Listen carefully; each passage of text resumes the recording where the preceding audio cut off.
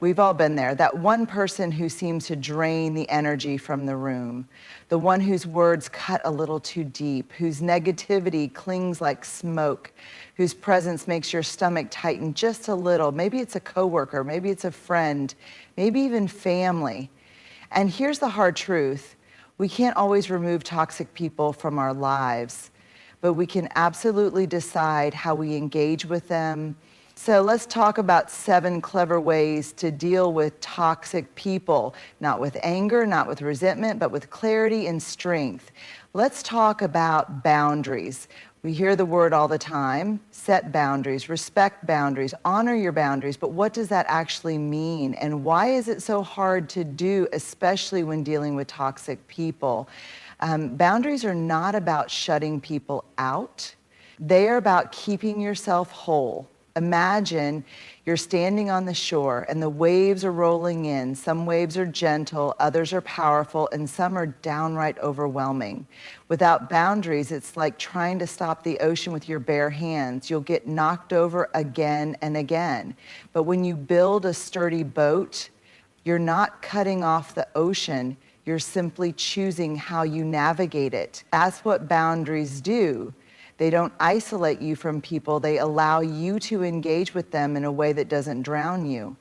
Here's the tricky part. Toxic people hate boundaries. They thrive on access. Access to your energy, your emotions, your time. The moment you put a boundary in place, they will test it. They'll push.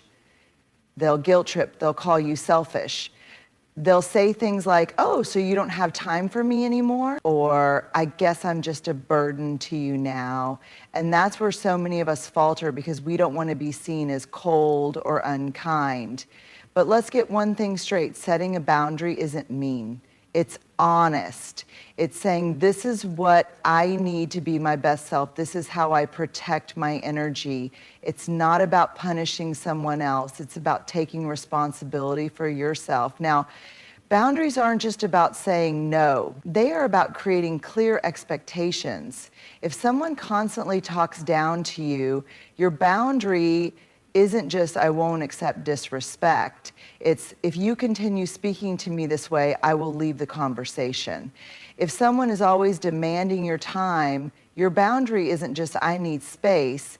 It's, "I am only available for a conversation during these hours, and I can't respond immediately all the time."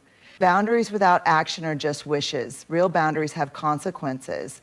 And here's something to remember. The people who respect your boundaries are the ones who truly care about you. The ones who resist them, those are the ones who benefited from your lack of boundaries. Let that sink in. So when you set a boundary and someone pushes back, stand firm. You don't have to over-explain. You don't have to apologize. You don't have to negotiate with someone who refuses to respect you. A simple, "I understand how you feel, but this is what I need," is enough. At the end of the day, your peace is your responsibility. Boundaries aren't walls, they are lifelines. They keep you from losing yourself in someone else's chaos. They keep you from being drained by people who take more than they give. They keep you whole. So set them, honor them, and don't let anyone convince you that protecting your peace is selfish, because it's not. It's survival. Toxic people have a way of drawing you in like a fisherman casting a line. They dangle their words, their actions, their passive-aggressive remarks, just waiting for you to react.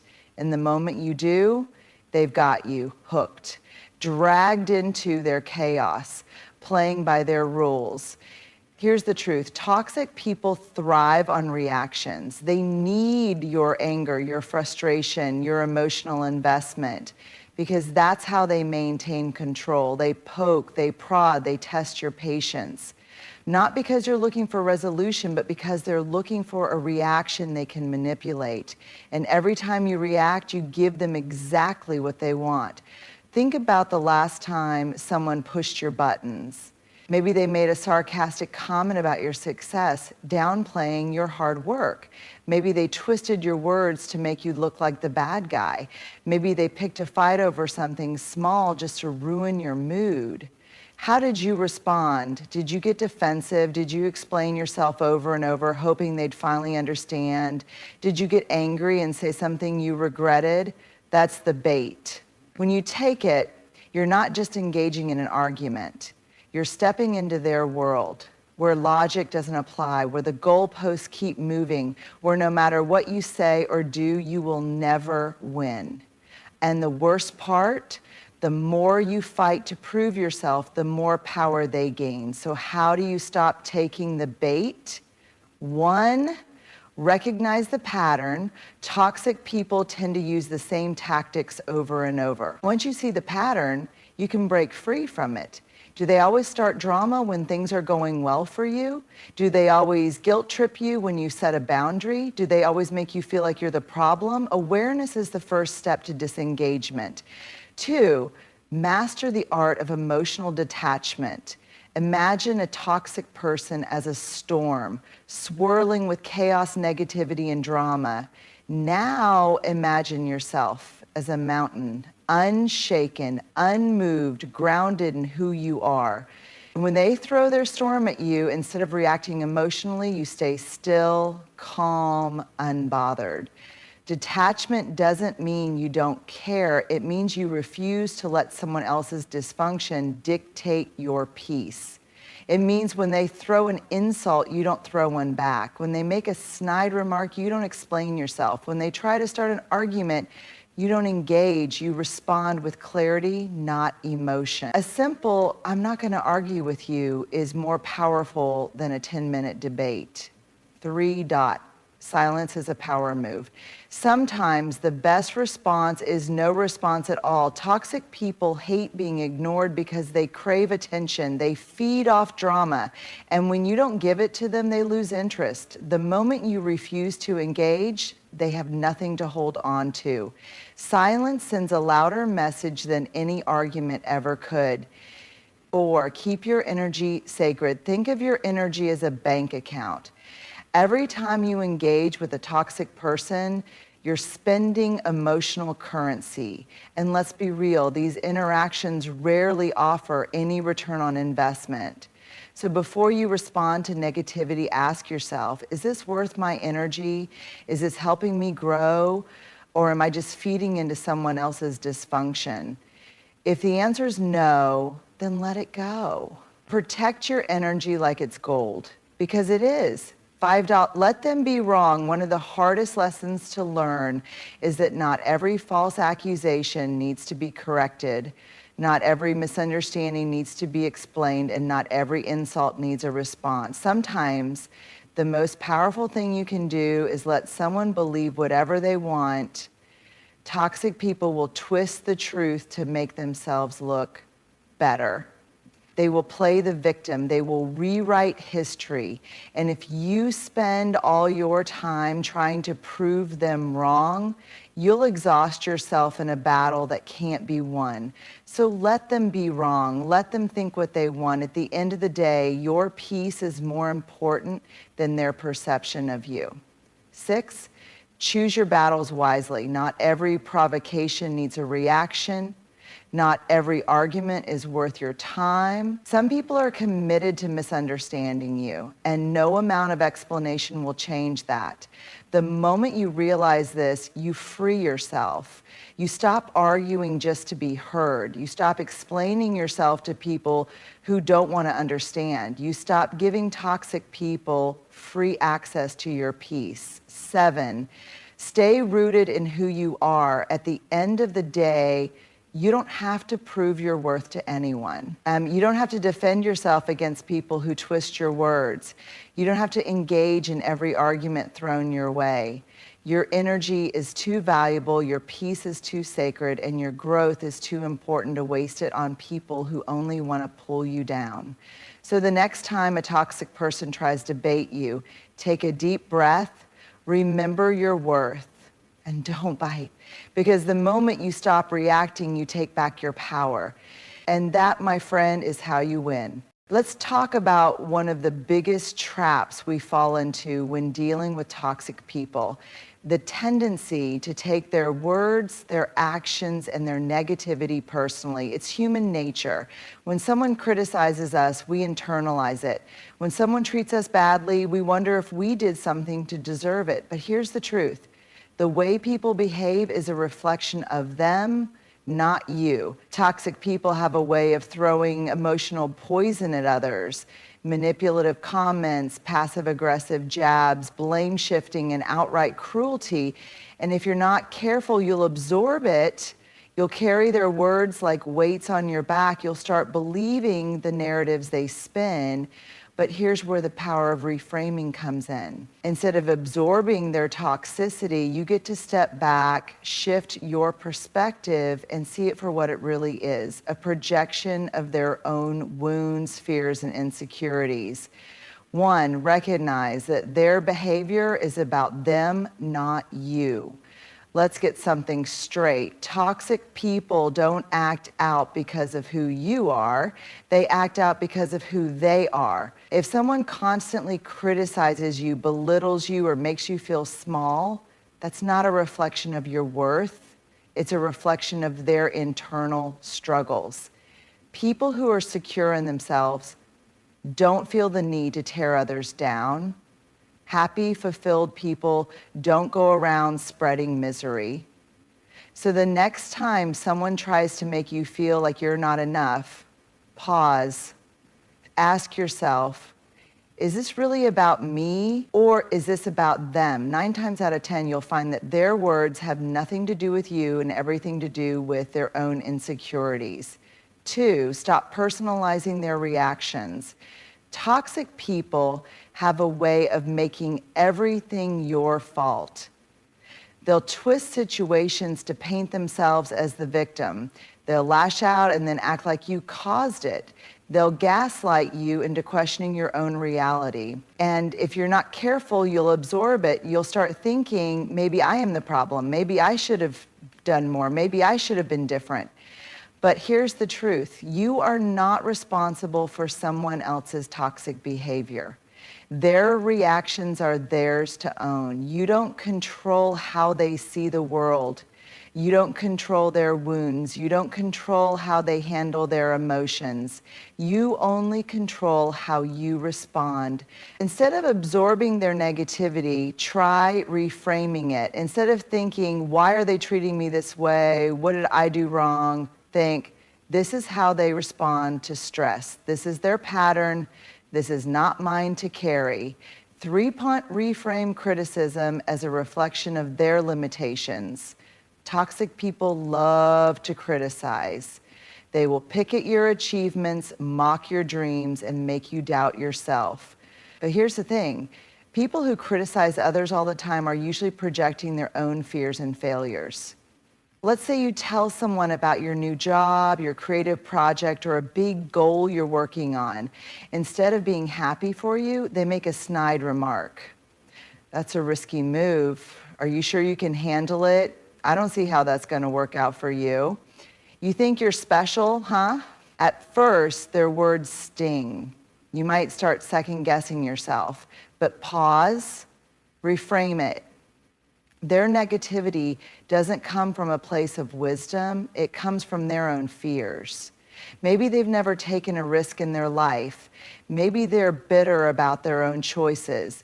Maybe they can't imagine success for you because they never believed in success for themselves. Once you see it this way, their words lose power. Their criticism isn't truth. It's a reflection of their own limitations. 4, use emotional boundaries to protect yourself. Imagine someone handing you a heavy bag full of their insecurities, their bitterness, their unresolved trauma, and saying, here, carry this. The moment you absorb their negativity, it's like picking up that bag and making it your own. But here's the thing: you don't have to take it. You can say, no, this doesn't belong to me. Emotional boundaries are your greatest tool. When someone throws negativity your way, visualize yourself behind a clear glass wall. You can see them, you can hear them. but their words don't touch you. You don't let them in. You don't carry them home. You don't replay them over and over in your mind. You observe, you understand, and then you let it go. 5, reframe the way you view their validation. One of the biggest reasons we absorb toxicity is because deep down we still want the approval of the person who is hurting us. Maybe it's a parent, a friend, a boss, or a partner. We want them to see our worth. We want them to validate us. And when they don't, it cuts deep. But here's the truth. Toxic people are not capable of giving you the validation you seek. They will withhold it. They will dangle it in front of you like a prize, only to snatch it away. You will never get the recognition, the appreciation, or the love you're looking for from them because they don't even give it to themselves. So reframe it. Their validation is not a measure of your worth. Their approval is not something you need. Stop waiting for them to change. Stop expecting them to give you something they don't even have. Give yourself the love, the validation, and the acceptance that they never will. 6, to release the need to fix or change them. Another reason we absorb toxicity is because we feel responsible for helping toxic people see the light. We think, maybe if I explain myself better, they'll understand. Maybe if I'm more patient, they'll change. Maybe if I love them harder, they'll finally treat me right. But listen, it's not your job to heal someone else's wounds. It's not your responsibility to make a toxic person kinder, more self-aware, or less manipulative. That's their work, not yours. Reframe the situation. Instead of thinking, how can I make them treat me better, think, how can I protect myself from their behavior? Instead of asking, why are they like this? Ask, why am I letting this affect me? 7, know that you are not what they say you are. Toxic people will try to define you. They'll say you're selfish for setting boundaries. They'll say you're weak for not engaging in their fights. They'll say you're overreacting when you call them out. But just because they say it doesn't make it true. Reframe it. Instead of thinking, maybe I am overreacting, remind yourself, I am allowed to protect my peace.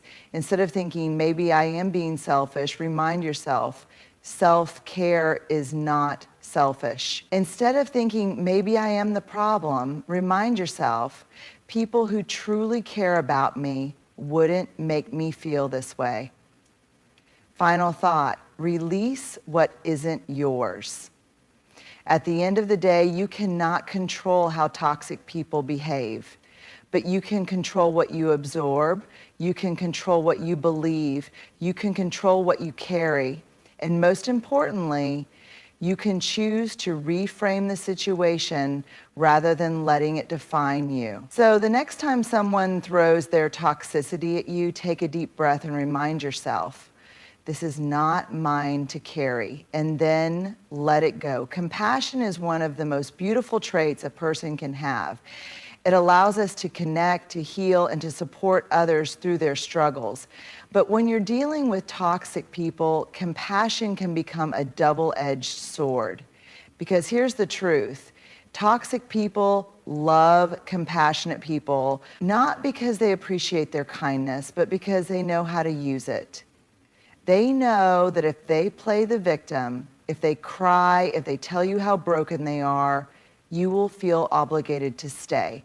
They know that you will see their pain, not their patterns. And that's where chaos begins, when your compassion becomes a reason to tolerate mistreatment. But compassion should never come at the cost of your own well-being. You can care about someone without letting them destroy you. You can offer kindness without being manipulated. You can have a big heart without making yourself small. That's the balance, compassion without chaos. 1, understand the difference between empathy and enabling. There's a fine line between being empathetic and being an emotional dumping ground. Toxic people don't want help, they want an audience. They want someone to absorb their problems, to validate their excuses, to clean up their messes.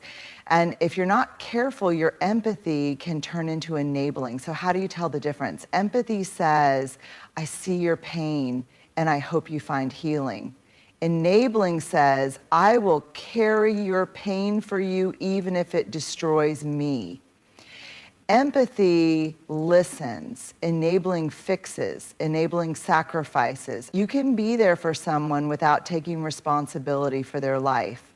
If someone refuses to change, if they keep making the same destructive choices, if they expect you to suffer alongside them, that's not empathy anymore. That's self-abandonment.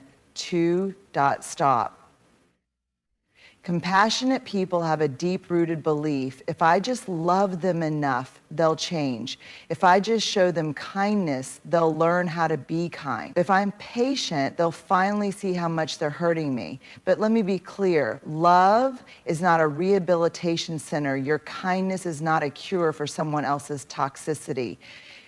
You can't rescue someone who doesn't want to be saved, and the more you try, the more they will drag you into their dysfunction. You can love someone and still walk away. You can care about someone and still say, this isn't healthy for me. True love doesn't ask you to break yourself into pieces so that someone else can feel whole. 3, recognize when guilt is being weaponized against you. Toxic people are masters at making you feel guilty for setting boundaries. The moment you try to create space, they'll turn the situation around and make you feel like you're the bad person. After everything I've done for you, you're really going to abandon me?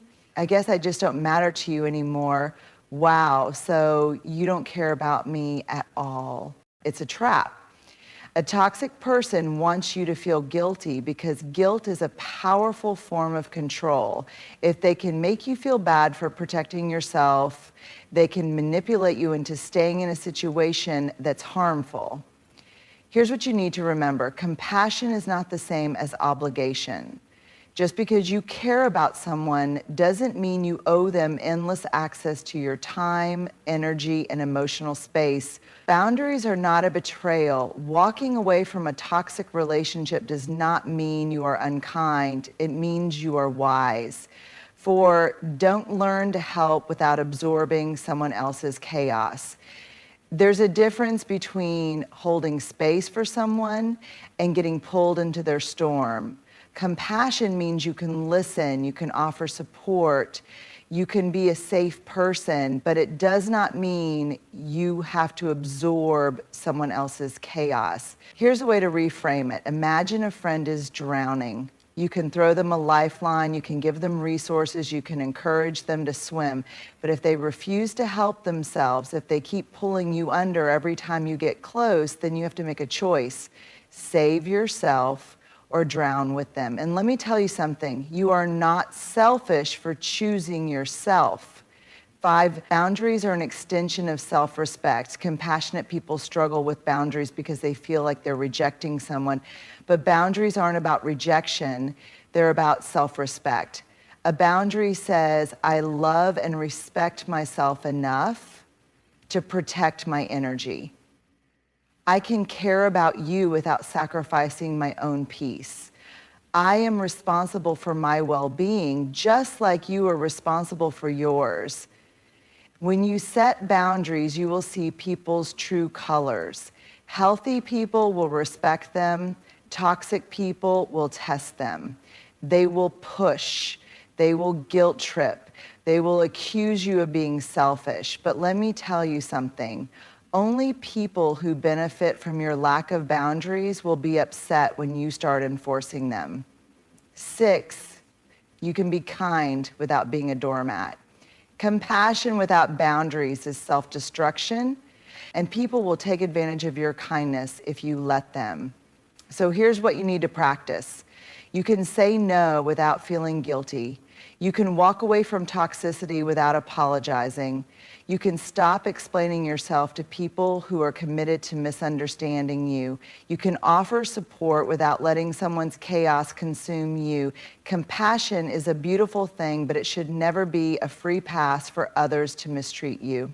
You deserve the same kindness that you so freely give to others. 7, go. Understand that letting go can be the most compassionate choice. Sometimes the most loving thing you can do for someone isn't staying, it's letting go.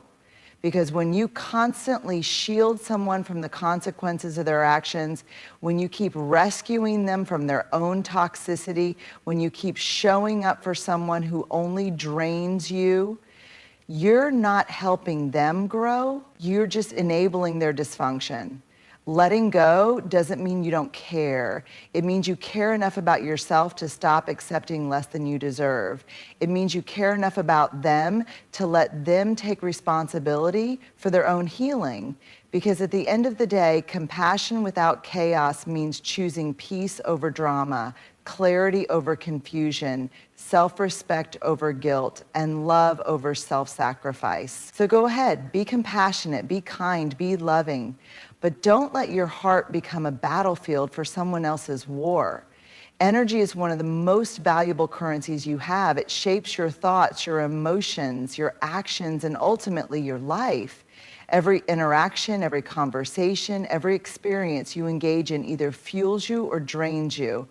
And yet too often we give our energy away carelessly, especially to toxic people who thrive on chaos, drama, and negativity. But here's the truth. Not everyone deserves access to your energy.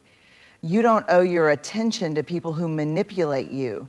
You don't have to explain yourself to people committed to misunderstanding you. And you are under no obligation to let someone else's toxic behavior disrupt your peace. When you start treating your energy like the precious resource it is, everything changes. You become more intentional about who you allow into your life. You stop feeding into drama. You learn that protecting your peace isn't selfish, it's necessary. So let's talk about how to choose your energy wisely. 1, recognize energy vampires. Toxic people have a way of siphoning your energy, leaving you emotionally drained after every interaction. You know the feeling. You start a conversation feeling fine, but by the time it's over, you feel exhausted, frustrated, or even doubting yourself. Energy vampires come in different forms. The perpetual victim who always has a crisis but never takes responsibility. The critic who constantly belittles and finds fault in everything you do. The manipulator who twists reality to fit their agenda. The drama seeker who thrives on chaos and tries to pull you into their mess. Once you start paying attention, you'll notice patterns. You'll see that certain people never bring anything positive into your life, just problems, gossip, or negativity. And once you recognize it, you can make the choice to disengage.